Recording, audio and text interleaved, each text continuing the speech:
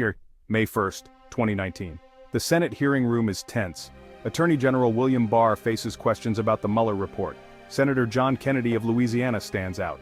Known for his direct, plain-spoken style, he's not there for grandstanding. He wants answers. Kennedy leans in, asking Barr to explain the report in simple terms, cutting through legal jargon and political spin. He focuses on the basics. What did the report actually say? Was there evidence of a crime? Why is the public so confused? The contrast is striking. Barr, the nation's top lawman, and Kennedy, sounding more like a small-town lawyer than a DC insider. Kennedy's questions aren't traps. They're about clarity for the American people. He's determined to bridge the gap between the complex report and public understanding, which has been clouded by media and politics. For months, words like collusion and obstruction dominated headlines, but few understood their legal meaning. Kennedy's mission: translate legalese into yes or no questions, giving the public a clear picture. His exchange with Barr becomes a highlight of the hearing, memorable for its simplicity in a sea of confusion. Kennedy's approach: cut through the noise, get to the truth. This is a quest for plain answers in a complicated moment. Thank you, Mr. Chairman, and thanks to my colleagues for letting me go out of order. I promise to be as brief as possible.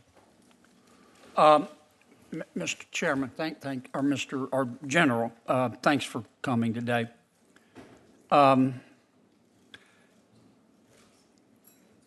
Humans have a universal need, I think, to be listened to be understood, and to be validated. I think we all share that.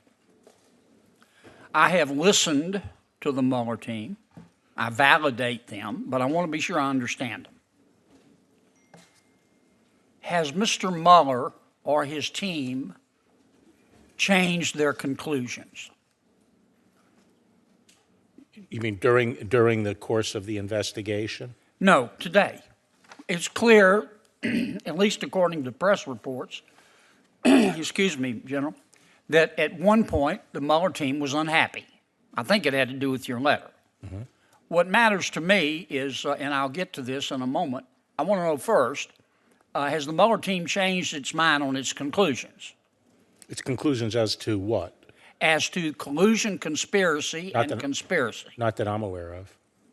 So, Kennedy opens with a direct question. Did Mueller or his team ever tell Barr they disagreed with his summary of their findings? Barr answers, no. No one from Mueller's team said his summary was inaccurate.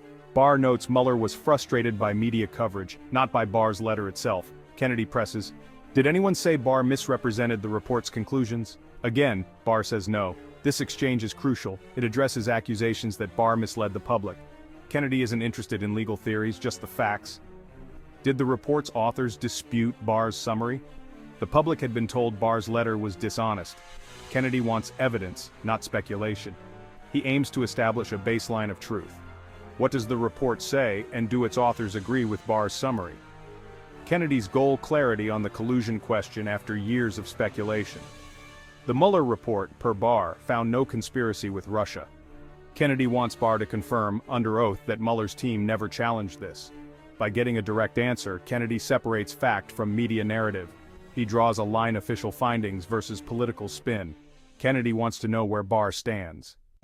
Barr uses Kennedy's questions to clarify Mueller contacted him after the summary's release, but wasn't upset about its accuracy. Mueller's concern was media coverage, not Barr's letter. Mueller's team had prepared their own summaries, hoping for immediate release to avoid confusion. Barr says he offered to release those summaries, but Mueller's office declined. This detail complicates the story. Releasing more information wasn't solely Barr's decision.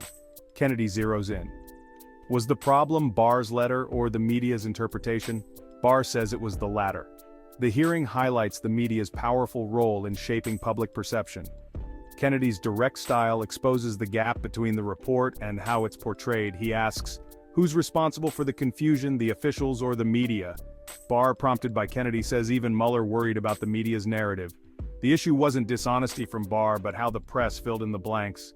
Kennedy's questions let Barr address the public directly, bypassing the media filter. The exchange underscores how facts can be distorted before reaching the public. Kennedy's approach: get the story straight from the source. Kennedy shifts to obstruction of justice, the report's murkier issue. He asks, why? The decision not to bring an indictment against the president for collusion conspiracy with Russia has not changed. No, it hasn't. And the conclusion not to bring an indictment against the president for obstruction of justice has not changed. No. Okay. I take it from your testimony that the Mueller team was unhappy when you received the letter from Mr. Mueller. I can't speak to the team as a whole. All right, certainly, Mr. Mueller then. When I talked to Bob Mueller, he indicated he was concerned about the press coverage that had gone on the previous few days, and he felt that was to be remedied by putting out more information. Okay. I understood you to say, and these are my words, not yours, the first concern that Mr. Mueller had, he felt like your letter wasn't nuanced enough. Correct. Okay. That problem's been solved, has it not? Well, it was sort of solved by putting out the whole report. Exactly. Which was that's why I think this whole thing is sort of mind-bendingly bizarre, because I made clear from the beginning that I was putting out the report, as much of the report as I could, and it was clear it was going to take 3 weeks or so, maybe 4, to do that. And the question is, what's the placeholder? And the placeholder, in my judgment, was the simple statement of what the bottom line conclusions were. And I wasn't going to be in the business of feeding out more and more information as time went on to adjust to what the press was saying. And that's your call as Attorney General? Absolutely. Okay, that wouldn't be the call of a U.S. attorney or a special counsel? No, not at all. Okay. Now, the second reason, I mentioned the nuance concern. The second reason that Mr. Mueller was concerned, I don't want to say unhappy because I'm not trying to be pejorative. I say concerned. He was concerned about press coverage. Didn't Mueller make a clear decision on obstruction after 2 years? Barr explains, DOJ policy says a sitting president can't be indicted, so Mueller didn't formally accuse or clear the president. Instead, Mueller presented evidence and left the decision to Barr and Congress. Kennedy finds this puzzling. Why investigate if you can't charge? The exchange highlights the investigation's unusual nature and the confusion it caused. Kennedy's questions reveal the legal gray area Mueller operated in. Many thought Mueller found a crime but was blocked from saying so. Barr, under Kennedy's questioning, says Mueller's silence was about DOJ rules, not political pressure. The lack of a conclusion was a deliberate choice, not a cover-up. Kennedy makes clear, Mueller chose to present facts, not a verdict.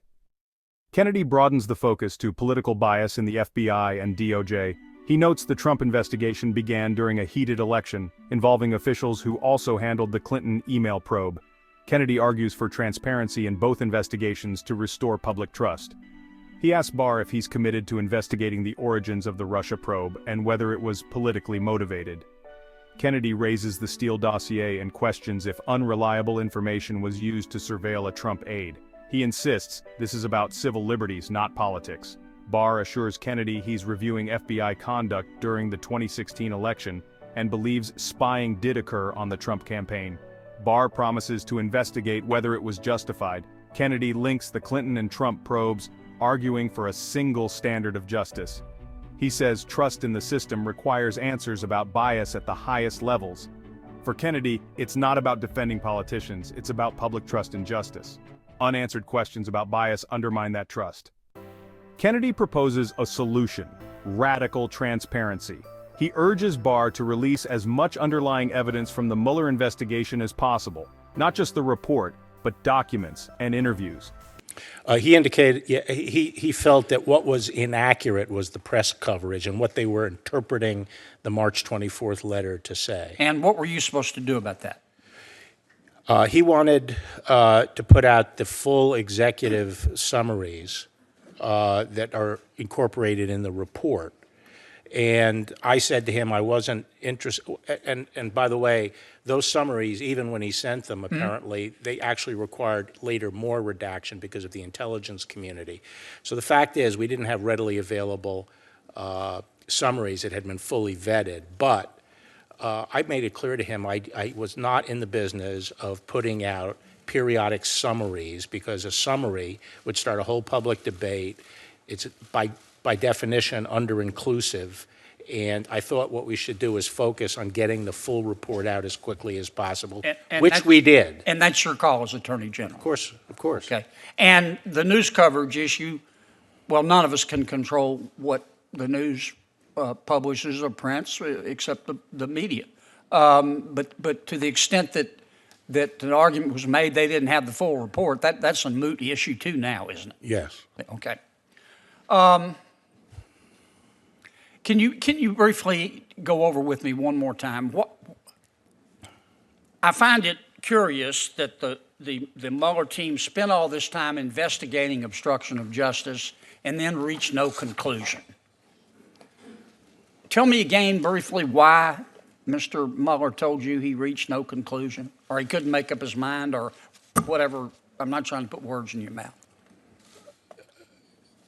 I really couldn't recapitulate it. It was unclear to us. We first discussed it on March 5th. The deputy was with me, Ed O'Callahan, the principal associate deputy, and we didn't really get a clear understanding of the reasoning. And the report, I'm not sure exactly what the full line of reasoning is, and that's one of the reasons I didn't want to try to put words in Bob Mueller's mouth. But Kennedy argues that letting the public see the evidence will end political fighting and spin.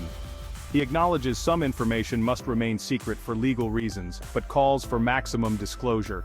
The goal, remove the mystery, and stop misinformation. Kennedy challenges the usual Washington secrecy, arguing this case is unique and demands openness. He asks Barr to commit to this principle. Barr agrees in principle, promising to work with Congress to release what's legally possible. Kennedy's push is practical. Secrecy fuels division. Transparency can heal it. He believes facts, not speculation, should shape public opinion. Kennedy's message: let the evidence speak for itself. Trust the American people with the truth. Only openness can restore confidence in government. The Kennedy-Barr exchange was about more than one report. It was about the health of American democracy. Kennedy's direct questions were a call for honesty and clarity from government leaders. In a polarized era, his approach was a reminder that truth matters. The hearing underscored the importance of public trust in institutions like the DOJ and FBI. Kennedy argued that transparency is the only way to rebuild that trust. We must see how government operates and believe the law is applied equally.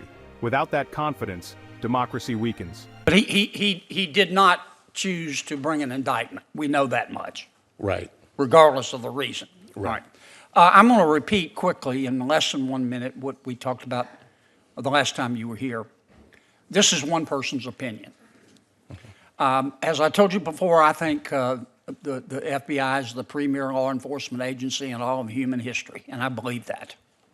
I do think there were a handful of people, maybe some are still there, who decided in 2016 to act on their political beliefs. There were two investigations here.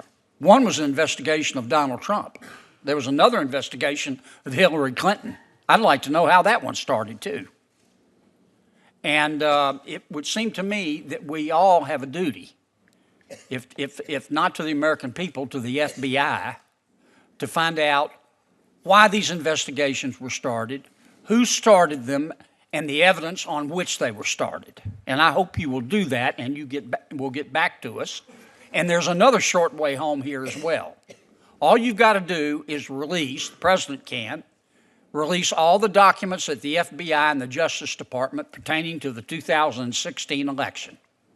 Now, you can redact national security information, but just release them. Instead of us going through all this spin and innuendo and leaks and rumors, let's just let the American people see them. And the final point I'll make, when you're investigating leaks at the Department of Justice and the FBI, I hope you will include the Mueller team as well. Thank you, Mr. Chairman. Kennedy's final message: government must be honest, answer questions, and admit mistakes. Oversight isn't theater, it's essential for accountability. The issues raised remain relevant today. Transparency, bias, and media's roles still shape our country. Democracy needs leaders who seek the truth, and citizens who demand it.